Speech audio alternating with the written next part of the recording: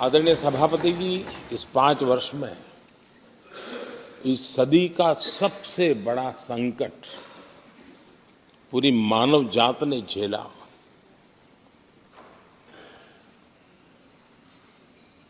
कौन बचेगा, कौन बच पाएगा, कोई किसी को बचा सकता है कि नहीं बचा सकता, ऐसी वो अवस्था थी। ऐसे में सदन में आना, ये भी अपना घर छोड़ के निकलना, ये भी संकट का काल था। उसके बाद भी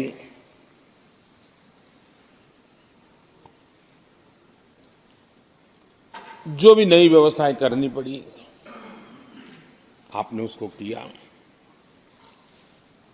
देश के काम को रुकने नहीं दिया। सदन की गरिमा भी बनी रहे और देश के आवश्यक कामों को जो गति देनी चाहिए, वो गति भी बनी रहे। और उस काम में सदन की जो भूमिका है, वो रत्ती भर भी पीछे न रहे। इसको आपने बड़ी कुशलता के साथ संभाला और दुनिया के लिए एक उदाहरण के रूप में संसद का नया भवन होना चाहिए, इसकी चर्चा सबने की, सामूहिक रूप से की, एक स्वर से की, लेकिन निर्णय नहीं होता था। ये आपका नेतृत्व है जिसने निर्णय किया, चीज़ों को आगे बढ़ाया, सरकार के साथ अनेक मीटिंगें की और उसी का परिणाम है कि आज देश को ये नया संसद भवन प्राप्त हुआ है। आदरणीय सभापति जी, एक संसद के नए भवन में एक विरासत का अंश और जो आजादी की पहली पल थी, उसको जीवंत रखने का हमेशा हमेशा हमारे मार्गदर्शक रूप में ये सेंगोल को यहाँ स्थापित करने का काम,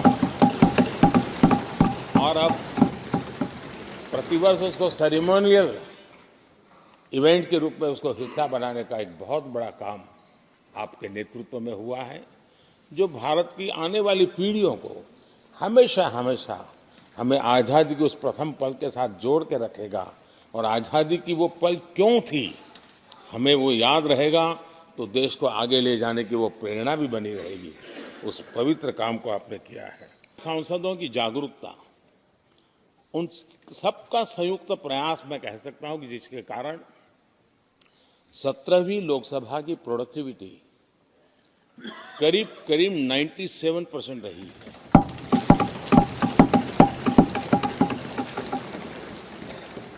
97% प्रोडक्टिविटी अपने आप में प्रसन्नता का विषय है, लेकिन मुझे विश्वास है कि आज जब 17वीं लोकसभा कि हम समाप्ति की तरफ बढ़ रहे हैं, तब एक संकल्प लेकर के 18वीं लोकसभा प्रारंभ होगी कि हम हमेशा 100% से ज़्यादा प्रोडक्टिव वाली हमारी कार्यवाही करेंगे। 3 तलाक, कितने उतार चढ़ाव से हमारी मुस्लिम बहनें इंतजार कर रही थी। अदालतों ने उनके पक्ष में निर्णय किए थे, लेकिन वो हक उनको प्राप्त नहीं हो रहा था। मजबूरियों से गुजारा करना पड़ रहा था। कोई प्रकट रूप से कहें, कोई अप्रकट रूप से कहें, लेकिन 3 तलाक से मुक्ति का बहुत महत्वपूर्ण और नारी शक्ति के सम्मान का काम 17वीं लोकसभा ने किया है। सभी माननीय सांसद, उनके विचार कुछ भी रहे हो, उनका निर्णय कुछ भी रहा हो, लेकिन कभी न कभी तो कहेंगे कि हाँ, इन बेटियों को न्याय देने का काम भी करने के समय हम वहाँ मौजूद हैं।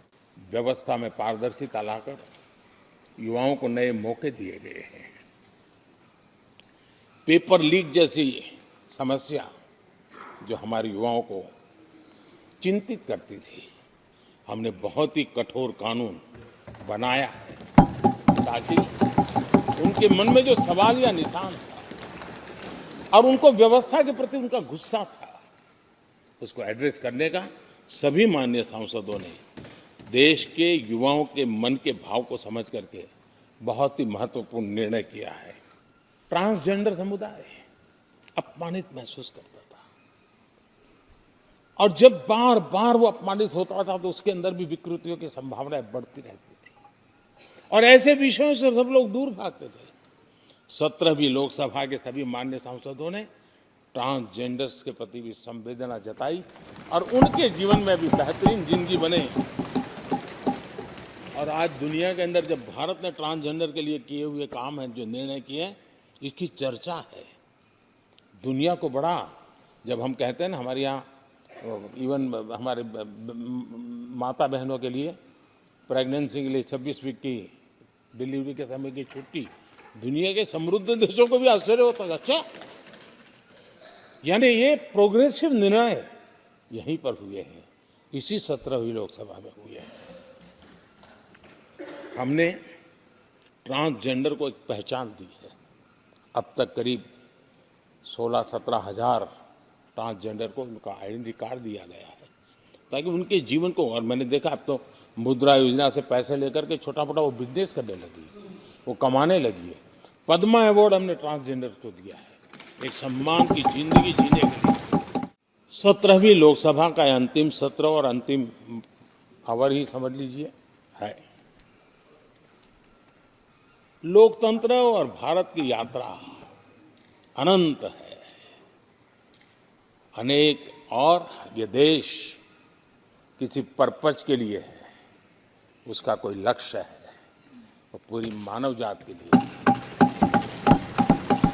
चाहे श्री अरविंदो ने देखा हो, चाहे स्वामी विवेकानंद जी ने देखा हो, लेकिन आज उन शब्दों में, उस विजन में सामर्थ्य था, वो हम आंखों के सामने देख पा रहे हैं। दुनिया जिस प्रकार से भारत के महात्म्य को स्वीकार कर रही है, भारत के सामर्थ्य को स्वीकारने लगी है, और उसको, उस यात्रा को हमें और शक्ति के साथ आगे बढ़ाना है। ये देश बुरे दिन कितने ही क्यों न गए हो, हम भावी पीढ़ी के लिए कुछ न कुछ अच्छा करते रहेंगे। ये सदन हमें वो प्रेरणा देता रहेगा और हम सामूहिक संकल्प से, सामूहिक शक्ति से उत्तम परिणाम भारत की नौजवान पीढ़ी की आशा आकांक्षा के अनुसार करते रहेंगे। इसी विश्वास के साथ फिर एक बार आपका आभार प्रकट करता हूँ, सभी माननीय सांसदों का आभार प्रकट करता हूँ। बहुत बहुत धन्यवाद।